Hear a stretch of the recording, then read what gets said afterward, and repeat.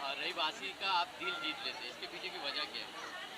समझा दीजिए सबसे सर। पहली बात तो कि बोरीवली कांदीवली ये जो एरिया है, यहाँ की पब्लिक तो बहुत ही अच्छी है।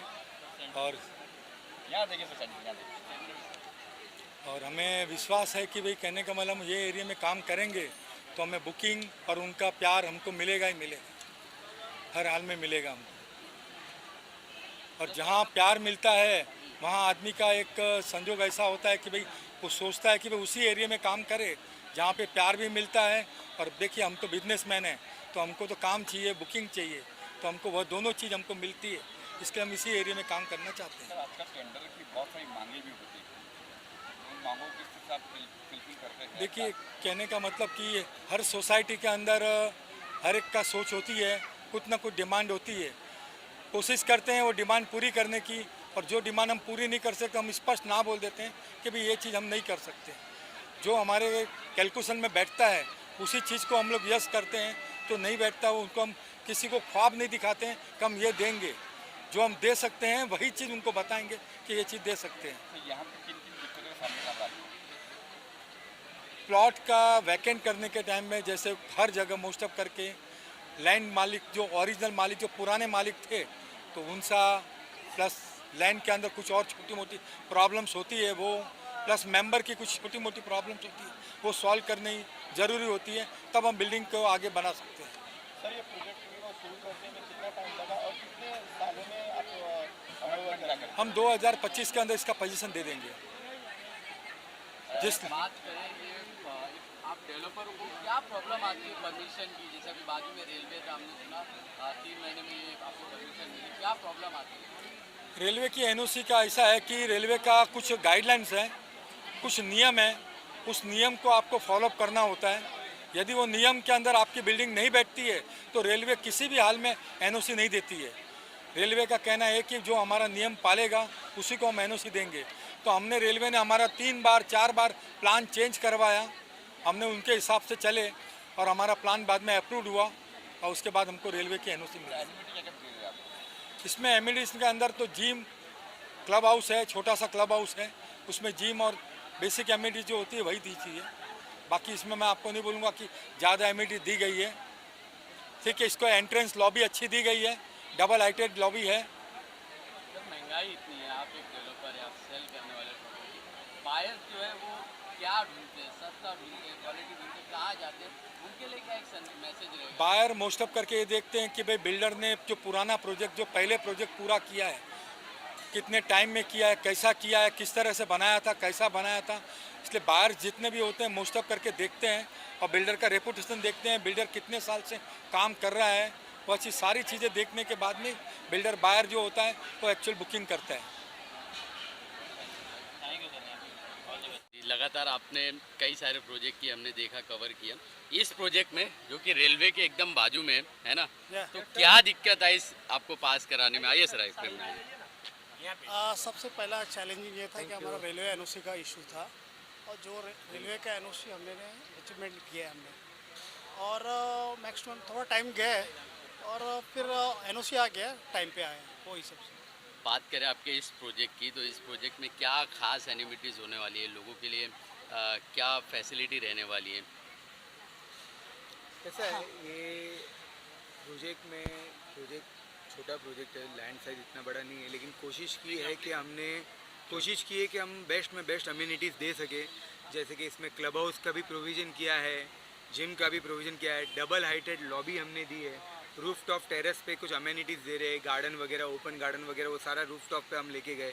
मतलब ध्यान में रखने की कोशिश की है कि भाई अम्यूनिटीज़ भी भरपूर लोगों को मिल पाए और स्पेस के कांस्टेंट को रख के ही सारा अम्यूनिटीज़ डिज़ाइन किया गया है।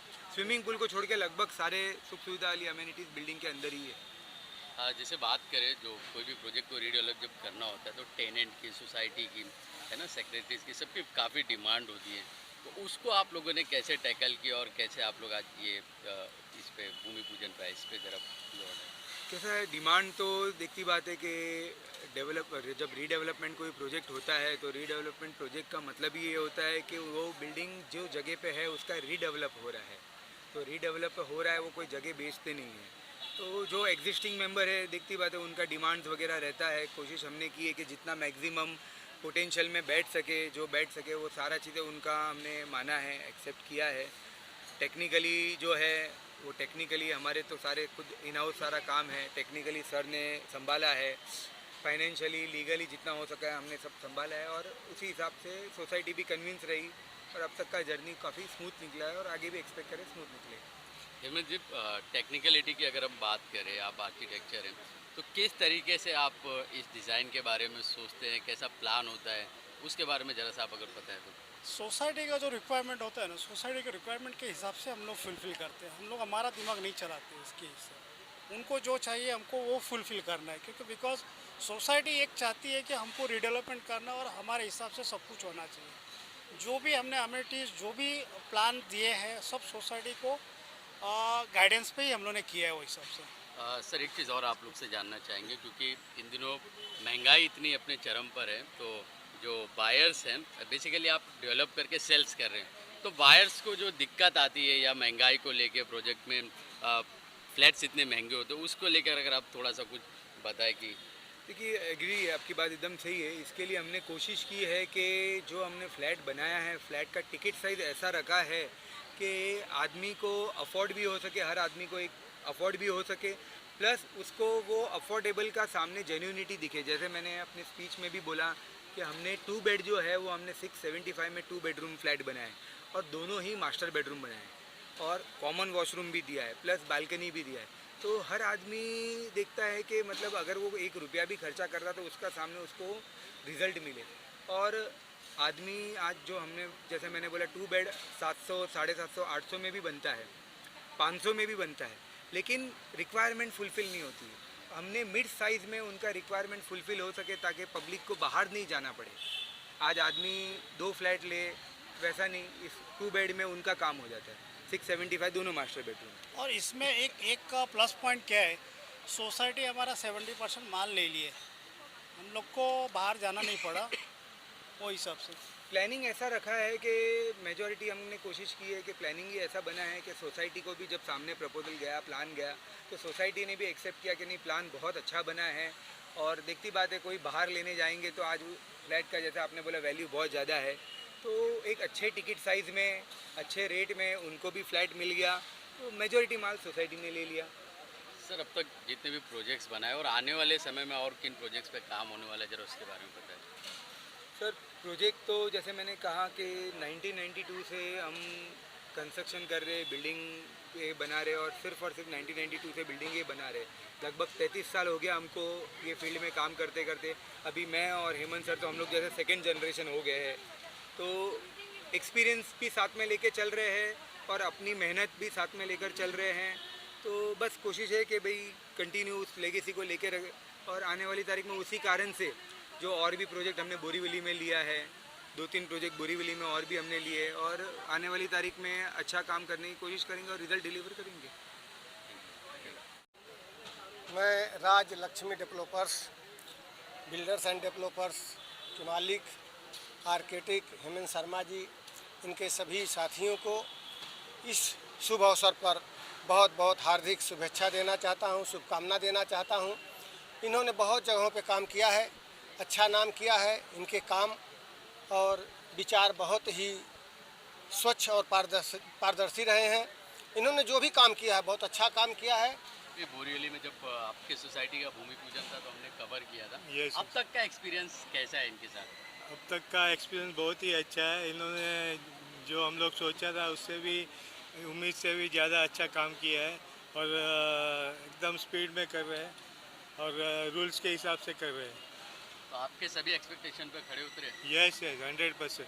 Thank you. सर, मैं आपसे जानना चाहूँगा कि जब कोई बिल्डर आता है रीडेवलपमेंट के लिए, तो सोसाइटी के सेक्रेटरी या टेनेंट सब मिलकर लंबी मीटिंग होती है, कई सारे बिल्डरों से होती है, तो इनके मीटिंग के आपने कैसे तय किया कि इनके साथ जाना है? ज़रा कुछ स्पेशल मूवमेंट बता दें। नहीं, वो क्या, ये रीडेवलपमेंट जो प्रोसीजर है ये बहुत लेंथी ये है, ऐसा कि नहीं है कि 2-3 महीने 6 महीने में ख़त्म होने वाला। जो जब भी कन्वेंस, अभी तो मेन तो कन्वेंस रहता है, वो कन्वेंस होने के बाद में कम से कम शॉर्ट लिस्ट करने के लिए बिल्डर को 1.5 से 2 साल, क्योंकि आपका हर महीने में 1 या 2 मीटिंग होता है। एक बिल्डर के साथ कम से कम 4 से 5 बार मीटिंग होएगा, तभी वो हमको ऑफर देगा। ऐसा नहीं है कि पूरा डॉक्यूमेंट चेक करके ये है। और हमने करीब करीब 15 से 20 बिल्डर को वी आर अप्रोच। और इसमें क्या है, हम इंडिविजुअल लेवल पे ही अप्रोच किया है। इसमें ऐसा नहीं है कि हमारा प्लॉट एरिया छोटा है और हमारे टेनेंट भी 19 ही है, ग्राउंड फ्लोर 4 फ्लोर का हमारा बिल्डिंग है। तो इसमें जो इंटरेस्ट दिखाने वाले बिल्डर में भी बहुत कम लोग हैं कि वो इतना छोटा सोसाइटी को लेवे। तो उस जस साहब ने कहा था कि हम 15 बिल्डर देखे थे, जो लेआउट उन्होंने बनाया था वो सबको अच्छा लगा। बिकॉज आई थिंक ये लाइन में देखेंगे कोई भी लेआउट पे आपको एक्स्ट्रा डेक नहीं मिल रहा, बट इन्होंने डेक का ऑफर किया, प्लस जो लेआउट जो बनाया था with the master bed for each individuals, वो अच्छा लगा था। दैट्स व्हाई आई थिंक जो भी डिसीजन लिया है अभी तक तो पॉजिटिव लग रहा है। और होपफुली इसमें ऐड ऑन करूँगा कि जो कमर्शियल जाने वाले उनके लिए सेपरेट एंट्री और एग्जिट दिया है। That's best part. Actually normal देखा जाएगा तो सबके लिए एक ही होता है। दैट्स लाइक कभी कभी टेनेंट को भी और जो भी ओनर है जो दुकान शॉप्स के, उनको इशू होता है गाड़ी पार्किंग ये जो भी होता है, बट एंट्री वगैरह अलग अलग है, वो भी एडवांटेज है, ताकि जो बिल्डिंग रेसिडेंस है उनका अलग है और कमर्शियल अलग अलग है। That's the best part of it. तो एक जैसा चीफ गेस्ट आए थे, है ना, पूरा कार्यक्रम आपने देखा, क्या कहना चाहिए प्लीज? हमारे दोनों दोस्त मिस्टर सचिन और मिस्टर हेमंत, एक राजस्व ग्रुप और एक हेमंत ग्रुप, दोनों को मेरी शुभकामनाएं हैं कि इन्होंने अच्छा एक प्रोजेक्ट लिया है। ये लोगों को कोई न्याय नहीं दे रहा था, बहुत सालों से घूम रहे थे मार्केट में कि इनका प्रोजेक्ट नहीं हो रहा है, वो नहीं हो रहा है, लेकिन ये दोनों ने मेहनत करके जो प्रोजेक्ट बनाया है, थोड़ी बहुत मेहनत मेरी भी है, लेकिन ये दोनों अच्छे दोनों दोस्त हैं और दोनों भी मेरे हिसाब से आज बोरली में इनका 6 से 7 प्रोजेक्ट ऑन गोइंग है। ये लोग अच्छे तरीके से काम कर रहे हैं। मैं इनको ऑल दी बेस्ट देना चाहता हूँ कि ये एक प्रोजेक्ट भी जल्दी कंप्लीट करे और लोगों को यहाँ का न्याय दे और अच्छा खासा एक यहाँ पे काम करके, और भी बाजू की सोसाइटी इनको अप्रोच हो रही है, उसके लिए शुभकामनाएं मैं दे रहा हूँ। Thank you. आप उधर भी काम करो। अच्छा काम वो करने जा रहे हो। वेस्टर्न सबब में आज हेमंत जी का आप देखने को जाएंगे तो इतना अच्छा नाम है फॉर डिज़ाइन एंड एलिवेशन, और उसके साथ साथ परमार जी भी अभी इस फील्ड में आज काफ़ी टाइम से है और उन्होंने काफ़ी सारे कंटिन्यूस प्रोजेक्ट्स और अच्छे प्रोजेक्ट्स में मैंने उनको देखा है हेमंत जी के साथ काम करते समय। मेरे ख्याल से ये जोड़ी बहुत ही अच्छी तरह से वेस्टर्न सबब में आगे बहुत अच्छा नाम कमाएगी और बहुत अच्छा काम करेगी।